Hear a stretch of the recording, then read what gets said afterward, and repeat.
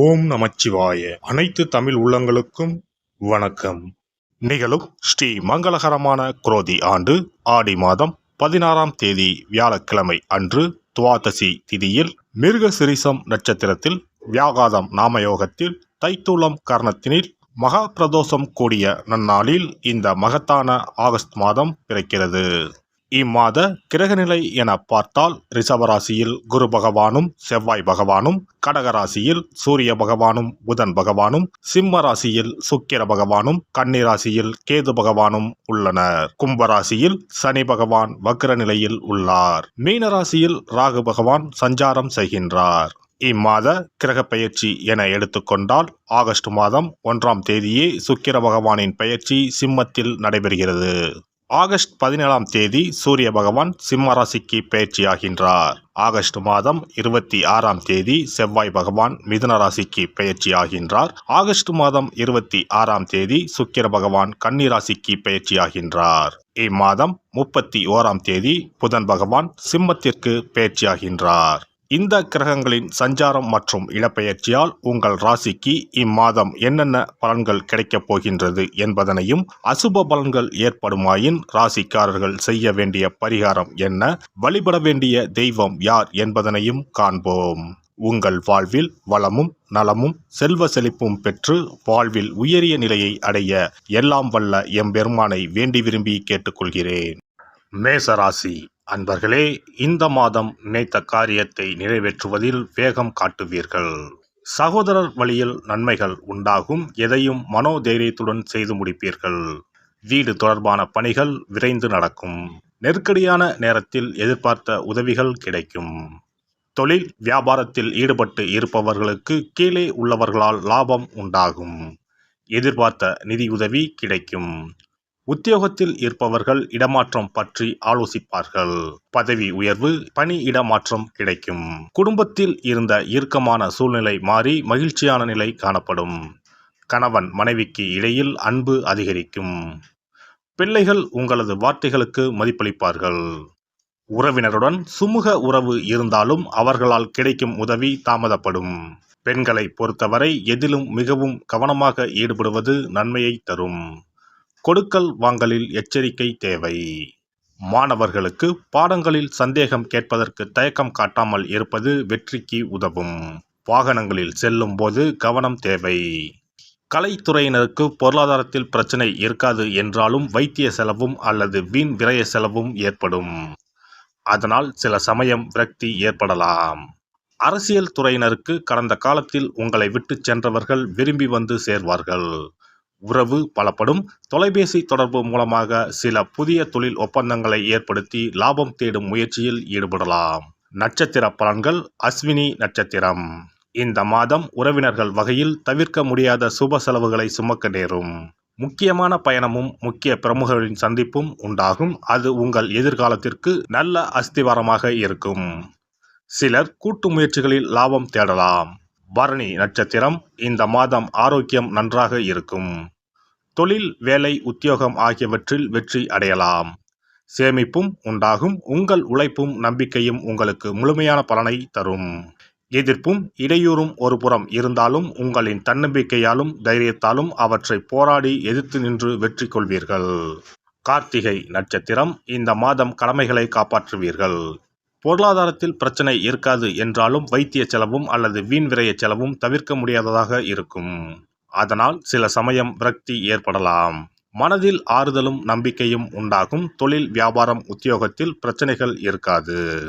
செவ்வாய் கிழமைகளில் சிவனை வணங்கி வர எல்லா பிரச்சனைகளும் தீரும். காரிய வெற்றி உண்டாகும். சிறப்பு தொகுப்பு. கண் திருஷ்டிகள் அகன்று தடைப்பட்டு கொண்டிருக்கும் காரியங்கள் நிறைவேற செய்ய வேண்டிய பரிகாரம் என்ன என்பதனை பற்றி காண்போம். வாழ்க்கையில் நல்ல நிலையில் இருந்தவர்கள் கூட திடீரென்று பொருளாதாரம் இழந்து மன கஷ்டங்களுடன் வாழும் நிலை ஏற்படும். இந்த நிலை எதனால் ஏற்பட்டது என்று ஆராய்ந்து பார்த்தால் பெரும்பாலும் அவர்களின் மீதான கண் திருஷ்டிதான் காரணமாக இருக்கும். கல்லடி பட்டாலும் கண்ணடி படக்கூடாது என்று சொல்வார்கள் அல்லவா, அது உண்மைதான். இது போன்ற பிறரின் பொறாமை கொண்ட கண் திருஷ்டியினால் பலரின் வாழ்க்கை சிரமத்திற்கு ஆளாக நேரிடும். இது போன்ற கண் திருஷ்டிகளிலிருந்து எப்படி தப்பிப்பது? இருக்கவே இருக்கிறது எளிதாக கிடைக்கும் ஊமத்தஞ்செடி. தெய்வ சக்தி நிறைந்த செடியாக கருதப்படும் ஊமத்தஞ்செடியின் காய், பூ, இலைகள் என அனைத்தும் தீய சக்திகள் விரட்ட பரிகாரத்துக்கு பயன்படுகிறது. பொதுவாக ஊமத்தம் காய்க்கு கெடுதலை அகற்றக்கூடிய சக்தி உண்டு. நம் வீட்டில் உள்ள எதிர்மறை சக்தியை அகற்றுவதற்கு ஊமத்தங்காய் தீபம் சிறந்த பரிகாரமாகிறது. தெய்வீக மகத்துவம் நிறைந்த ஊமத்தங்காய் மற்றும் பூவையும் எடுத்துக்கொள்ளுங்கள். வீட்டுக்கு அருகில் இல்லை என்றால் நாட்டு மருந்து கடைகளில் கிடைக்கும். இந்த 2 பொருட்களையும் மஞ்சள் தண்ணீரை கொண்டு நன்றாக கழுவி விடுங்கள். சிறிது நேரம் அவற்றிலுள்ள ஈரம் போக ஆறவிட்டு பிறகு அவற்றை ஒரு மஞ்சள் துணியில் குலதெய்வத்தை வேண்டி ₹1 நாணயத்தோடு சேர்த்து முடிந்து வீட்டின் நிலைப்படியில் கட்டி தொங்க விடுங்கள்.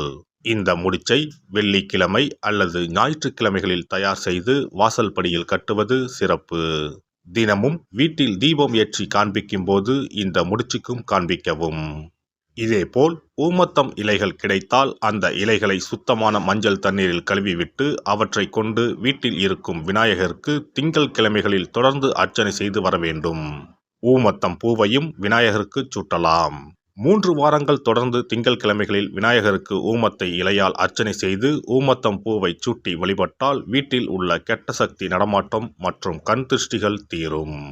ஊமத்தம் செடியும் சிவபெருமானுக்கு உகந்த இலை ஆகும். இந்த ஊமத்தங்காய் வைத்து சிவபெருமானுக்கு தீபம் ஏற்றி வழிபடுவதன் மூலம் நமது பிரச்சனைகளில் இருந்து எளிதாக விடுபட முடியும். முதலில் 2 ஊமத்தங்காய்களை எடுத்துக்கொள்ள வேண்டும்.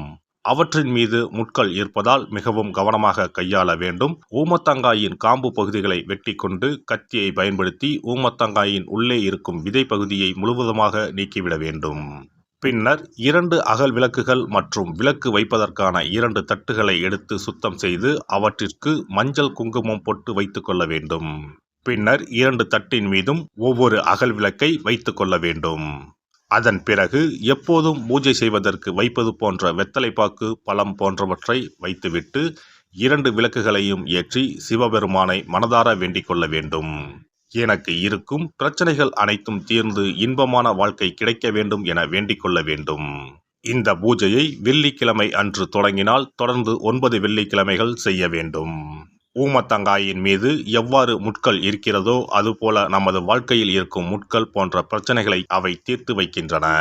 இந்த பூஜையை நாம் தொடர்ந்து செய்து வருவதால் நம் மீது இருக்கும் கண் திருஷ்டிகள் அகன்றுவிடும்.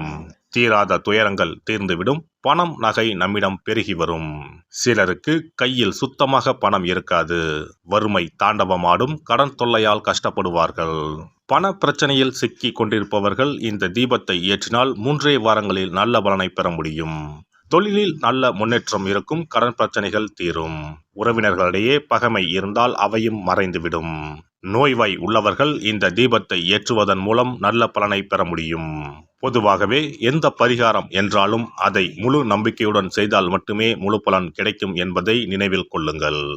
எல்லாம் வல்ல இறையருளால் நீங்களும் உங்கள் அன்பு குடும்பமும் உடல் நலம், நீலாயுள், நிறை செல்வம், உயர் புகழ், மெய்ஞானம் ஓங்கி வாழ்க வளமுடன். இந்த வீடியோ பதிவு உங்களுக்கு பிடித்திருந்தால் லைக் பண்ணுங்க, கமெண்ட் பண்ணுங்க, ஷேர் பண்ணுங்க, மறக்காம சப்ஸ்கிரைப் பண்ணுங்க, பக்கத்துல இருக்கிற பெல் பட்டனை கிளிக் பண்ணுங்க. நன்றி, வணக்கம். ஓம் நமச்சிவாய. சிவாய நம.